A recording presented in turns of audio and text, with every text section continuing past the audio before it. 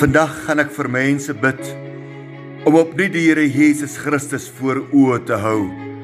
Dit is so maklik dat jou fokus weg verskuif weens omstandighede van hierdie lewe. Hou hom voor oë op elke weg wat jy ooit mag gaan. Onthou dat somber dae ook maar weer verbygaan. Onthou ook dat elke storm weer stil word. Want jy hou hom voor oë, die leidsman en die volëinder van jou geloof. Sy naam is die naam bo elke naam. Sy naam is heilig. Sy naam is so heerlik.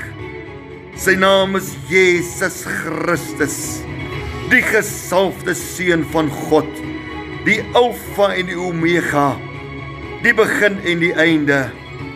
Hou hom voor oë vir elke bergpiek om uit te klim. Hou hom voor oë en leef onbevrees. Hou hom voor oë en verslaan jou reëse. Hou Christus voor oë. Hemelse Vader, ons rig ons oë opnuut vandag op die enige gebore Seun, die heilige Seun, die geliefde Seun, Jesus Christus. Hy wat ons geleer het om te glo. Hy wat ons geleer het om te vertrou. Hy wat ons geleer het om gehoorsaam te wees. Ons kyk opnuut vandag na hierdie Jesus Christus, die Lam van God, die leeu uit die stam van Juda.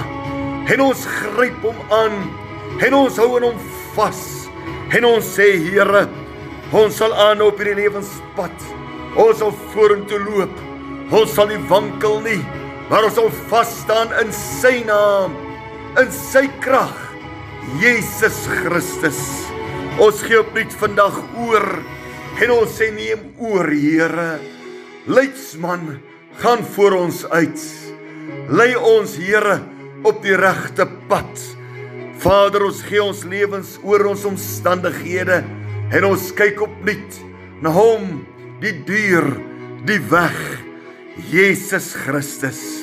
Hou ons hand altyd vas, biddend volgens U na. Ons bid dit in die naam van Jesus Christus. Amen.